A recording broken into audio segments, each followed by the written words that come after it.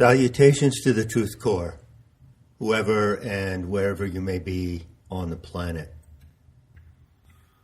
I'm here with a follow-up to the parable of the golden eggs. Now, to briefly reiterate, the parable involves a little scenario, a scene where you place yourself in a park. A stranger approaches you and holds out his hand and drops a golden egg into your palm. That is the first golden egg that you receive, the gift of common sense. And you don't have to know who's giving it to you. In the second part of the little scene, once again a stranger approaches you, holds out his hand to drop the egg in the palm of your hand, and even though he opens his hand, you do not receive the egg. The parable teaches that you cannot receive the second egg without knowing who gives it to you. And that is the sum and essence of the little parable. Of course, the extrapolation of that parable can go quite far. So in this talk, I'm going to take you through some of the considerations that arise regarding the second golden egg. First of all, I can point out something that I consider to be really essential. If you want to know about the human psyche, human identity, and if you investigate the ways in which human animals through the ages have envisioned or imagined God, well, in my opinion, based on the research I've done, you come up with a remarkable observation. Namely, everyone, including you and myself, have received their concept of God from someone else. No one on the earth, no living human animal, now or ever, has a concept of God that has not been received from someone else. That statement begs the question, well, where does the concept of God, in whatever framework or culture or racial setting it may appear, arise? How does the concept of God arise in the first place? Well, the question is important in its precise phrasing. Note that I'm asking about the concept of God. Now, it could be argued that there were cases in the past when certain individuals encountered spontaneously, mystically, however you want to put it, encountered a presence. The encounter with a divine presence has happened to certain individuals in the past. No doubt about it. There are various records or accounts of such direct encounters with God coming from different cultures. One that comes to mind, of course, would be the Vedic or Hindu culture of ancient India.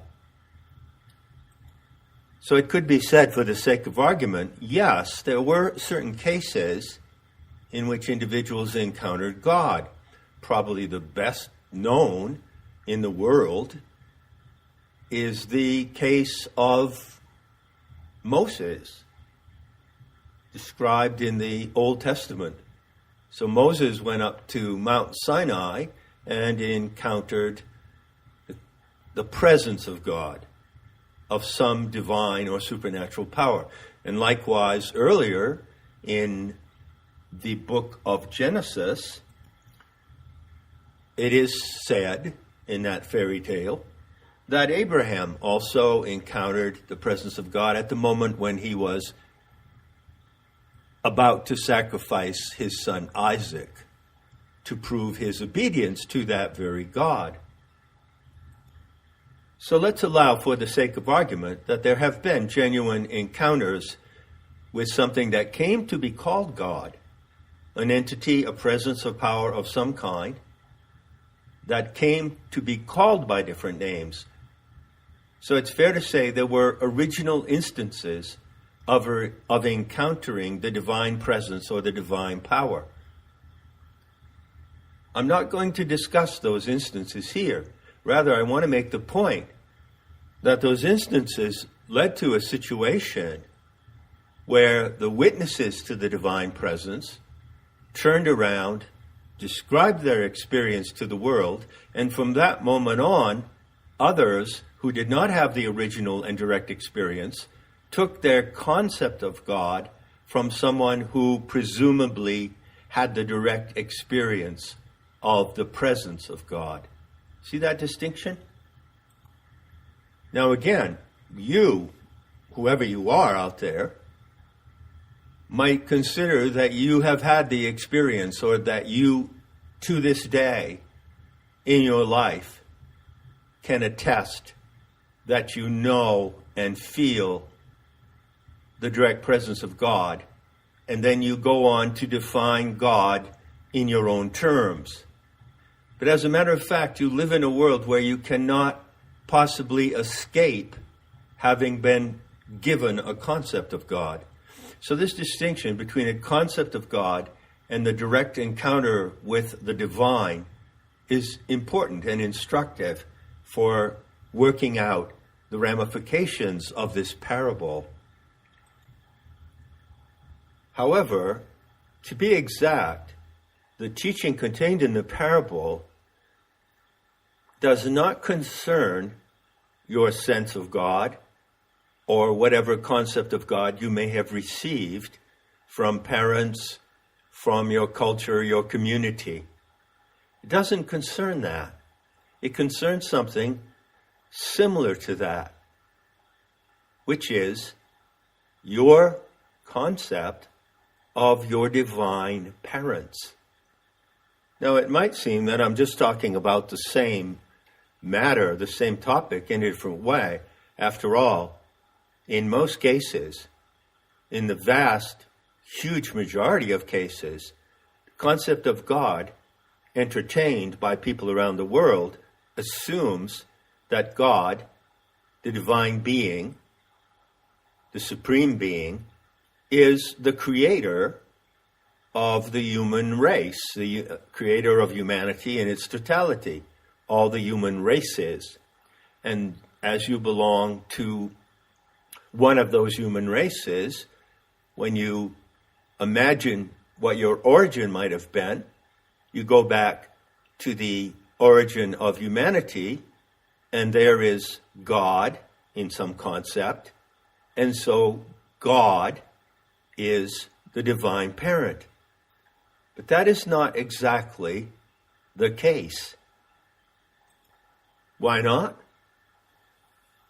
Well, the body of evidence of world mythology, the mythology of all races that I've discussed in the course Mythology 101, contains an intermediary figure. There is God, the supreme being, who creates the entire universe and everything in it, if you want to think of it that way. But then there are intermediate between that entity and humans living on the earth today. There are a pair of parents. And how are these parents depicted? This is a really good question.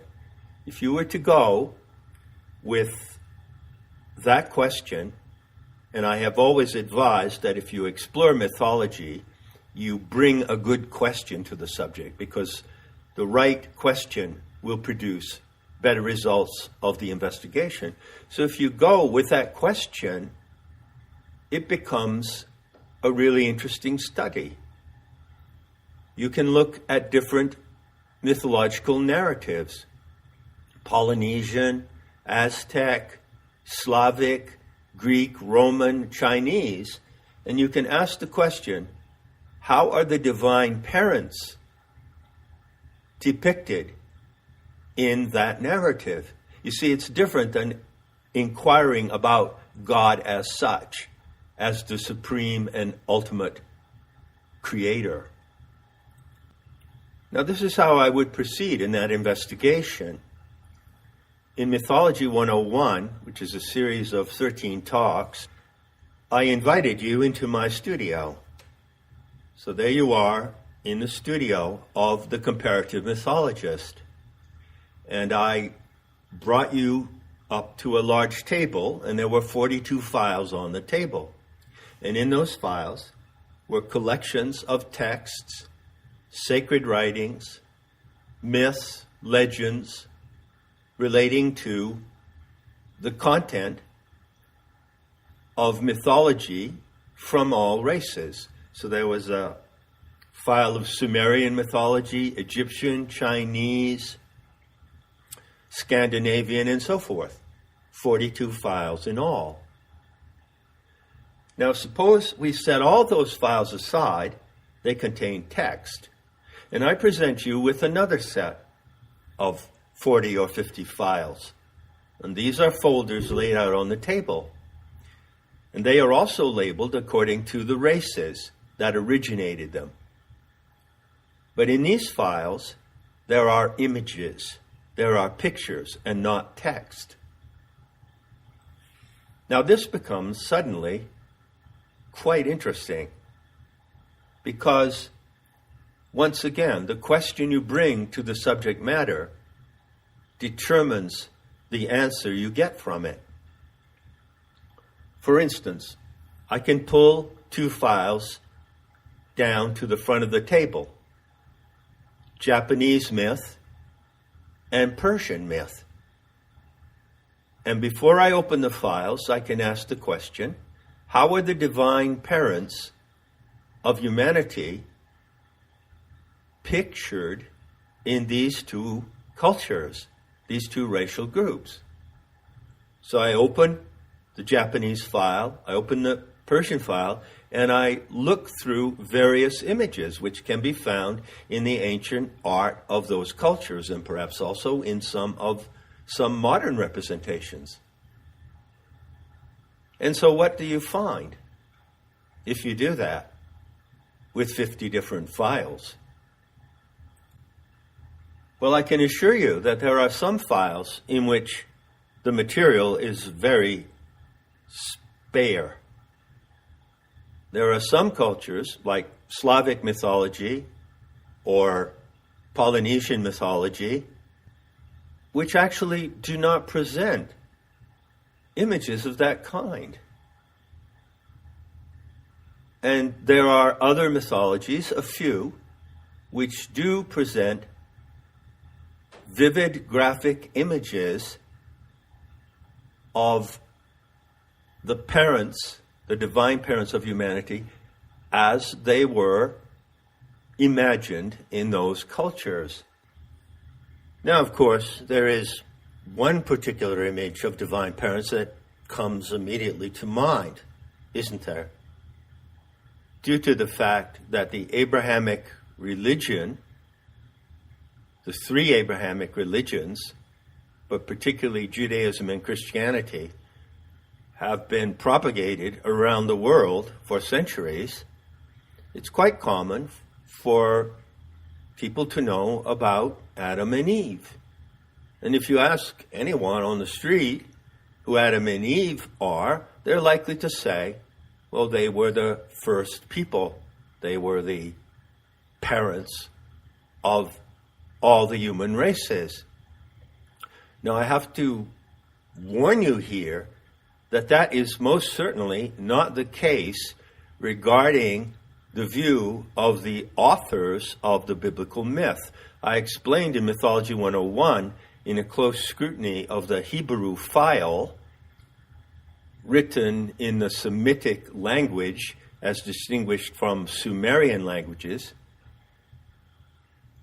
I took some pains to point out that the creation story in Genesis contains an essential deceit. Adam and Eve meant one thing to those who authored that narrative, and it has been taken to mean something else by the world at large. It has been intentionally misrepresented.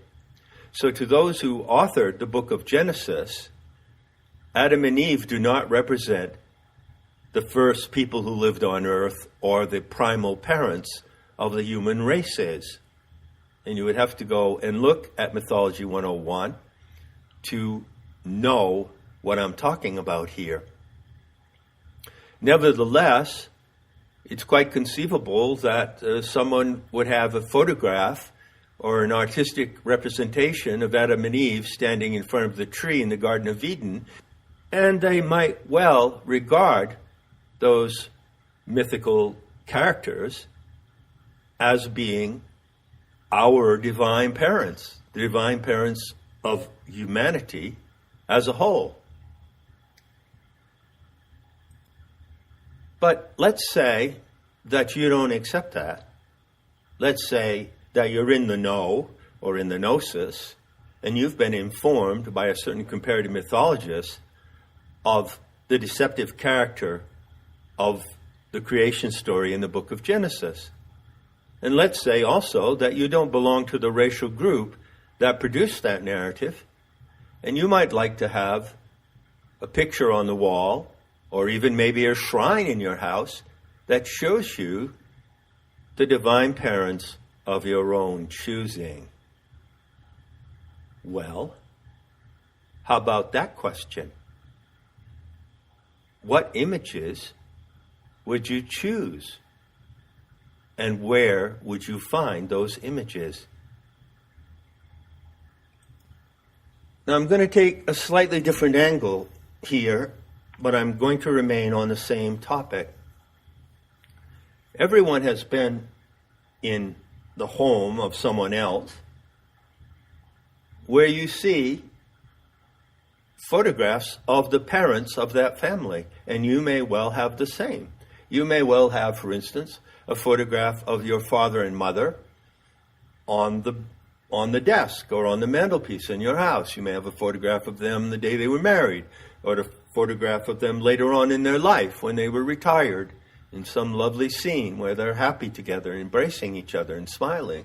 It's very, very common for people to have photographs like that in their houses, and some houses I've been into are actually chock full of family and parental photographs. But what about those homes where you find photographs of grandparents, of great-grandparents, of great-great-great-grandparents? Well, there are fewer and fewer of those photographs, obviously. Why? Various reasons. You may not know who your great-great-great-grandparents were. There is a point where your known parental ancestors fades out and your ancestors become anonymous. Rather like the anonymous stranger in the parable of the golden eggs. But hold on a minute. There's another way to look at your parental lineage, your genealogical lineage. You can consider, for instance, if you're Italian, that you have, and this is a true consideration, that you have ancestors who belong to the Italian race, who lived centuries before you. And even though you may not be able to identify a direct and accurate line of genealogical descent coming forward to you from those ancestors, they are nevertheless your ancestors. So, for instance, there are certain characters in the history of Italy and of the Italian peoples characters in the Renaissance, characters going back to the Middle Ages, going back to the time of the Romans. And they are the ancestors of Italians living today, even though, as I say, there is not a direct genealogical line that you can track. So, if you are so minded and you are Italian, you might want to have in your house, along with photographs of your known parents, you might want to have photographs of your racial ancestors, particularly of heroes and heroines in the past that you admire. They set an example for you. For instance, Marcus Aurelius was a famous Roman emperor. And even though you as an Italian may not be directly descended from him, you might admire him. So you might want to have a photograph of him on your wall. Other examples could be given. There are famous women in history as well. Cleopatra was an Egyptian. Perhaps if you are an Egyptian living today and you admire Cleopatra, you would have some kind of photo or representation of her on the wall in your house. So you see, there are levels or layers as you go into the depths of what might be called ancestral origins. And if you go all the way down that road, where do you arrive? Finally, you arrive at the divine parents of the totality of the human races. But how do you picture them? Where could you acquire any sacred art that would provide you with a visualization of those divine parents? I'm talking here about what might be called mythological optics. What are the optics for your divine parents, and mine as well? Well, believe me, I've looked into that question quite closely, and especially since I brought out the parable of the golden eggs.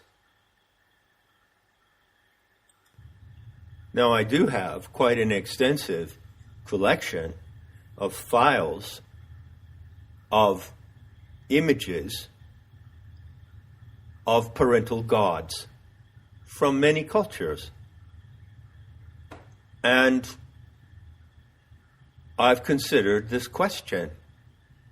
If I were to propose to the world that they picture their divine parents in a certain way,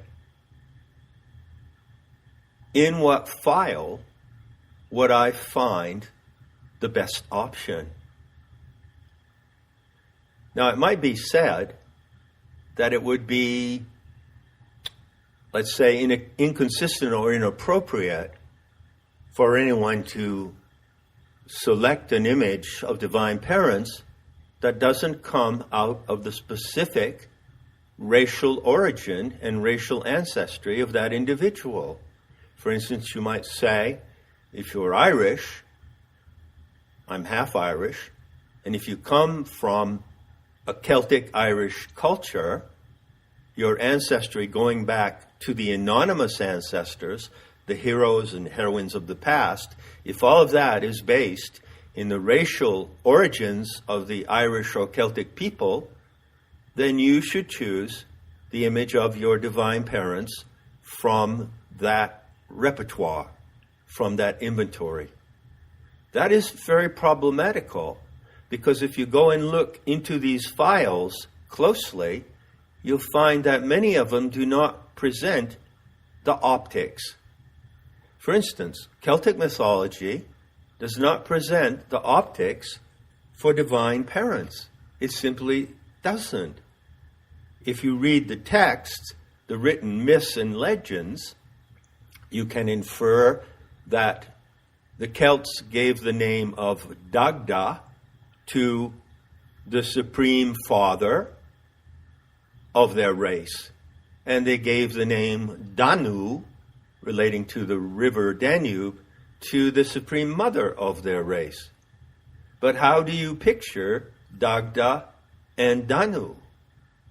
Do you find images of those two presumed ancestral parents in what remains of Celtic myth and art and literature.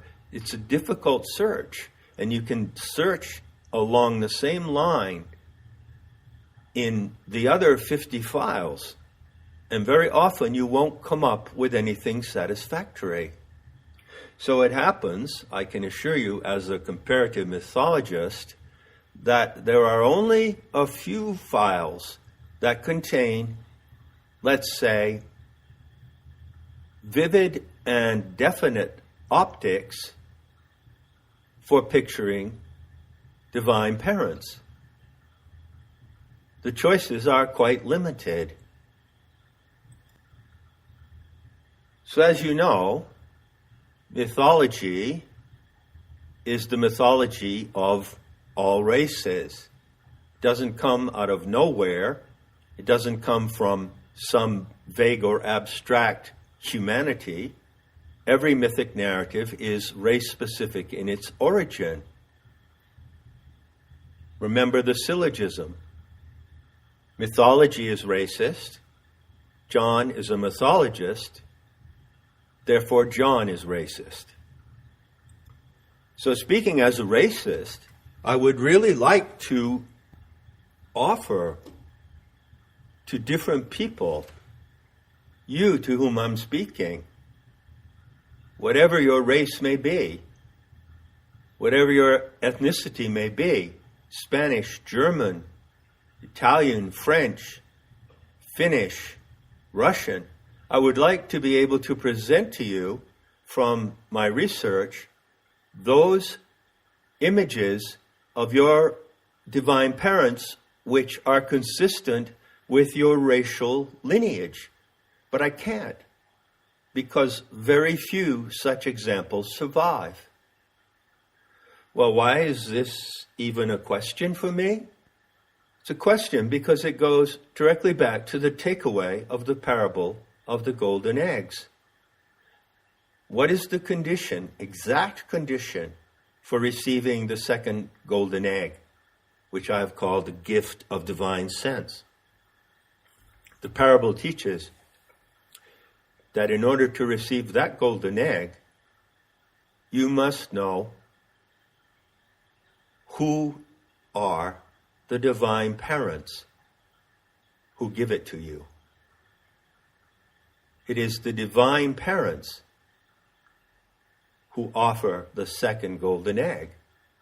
So unless you have a concept of who they are, which, as I've said in the beginning of this talk, stands distinct from your concept of God, the Creator, the Supreme Being, whatever that may be, unless you have a concept and, more specifically, a visualization of those divine parents who give you the second golden egg, then you can't receive it. You see the problem here? Does it interest you? Does it intrigue you in any way? Maybe it doesn't. Maybe you don't care. Maybe you don't need the mythological optics that enable you to picture your divine parents in a particular way, to actually visualize them. If you were able to visualize them, then you could include in your home not only a photograph of your parents, whether they be living or dead, but photographs of your grandparents and great-grandparents, and then you might also include photographs of some admirable individuals, heroes or heroines in the past history of your race. And additional to all that, going back to the most remote time imaginable, you might have two images side by side of the father and mother, the divine parents of the entire human species. But how would you know who those parents are? To what source would you go to find them? As I noted in Mythology 101, and I consider this to be perhaps the essential takeaway of that series of talks. As I noted, when you look into any particular racial cultural myth, Sumerian, Slavic, Aztec, Chinese, Greek, you find that the origin story specific to that race only describes the origin of the people of that race. It does not describe the origin of humanity as a whole. And I pointed out that there are only two mythic narratives in the totality that describe the origin of the human species generically. One of them is the biblical narrative at the foundation of the Abrahamic religions. And if you want to go there and see your parents, your divine ancestors in Adam and Eve, you're welcome to go there. But there is a competing narrative, and that is the Sophonic myth that describes the origin of the human genome in the galactic core. And it names the two divine beings who designed that genome, the material human genome, Sophia and Thelete. I can assure you that there is no other myth on the face of this earth that presents a clear and explicit identification of the divine parents of humanity. That is the only one. So, how then would you depict Sophia and Thelete? Well, they can't really be depicted on the basis of any precedents from ancient times. There are many representations of Sophia, or the goddess Sophia, particularly, for instance, in Greek Orthodox religion. But they are not representations that fit the optics of the living gnosis today. Some of them get by. For instance, there are New Age style representations of the earth as a woman, trees for hair, mountains for breasts. You've seen those. So you might picture the female divine parent in that way, but there is no representation whatsoever of the male divine parent coming out of the Gnostic sources. So this is problematic. If those are actually the two divine parents you would choose, and you might even choose to have a little shrine for them in your house, showing images of them side by side. But if you were to choose to do that, it would be difficult to know how to picture them. Nevertheless, and here we return to the instruction of the parable, unless you can identify them by name, well, you have the names, and simultaneously picture them, you cannot receive the second golden egg that comes from them.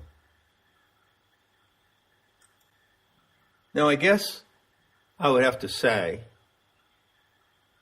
if I guess at how this talk is coming across, that it might strike you as a very odd proposition. And it is an odd proposition. It is. It's also a novel proposition. Has anyone ever come to you before and proposed this to you in the way that I'm doing? I don't think so. And so I want to leave you to reflect on that before I go to the fourth and final talk about the golden eggs. And that talk concerns the question, how do those who practice the living gnosis today worship their divine parents? Enough said, and I'll be seeing you in the beauty to come.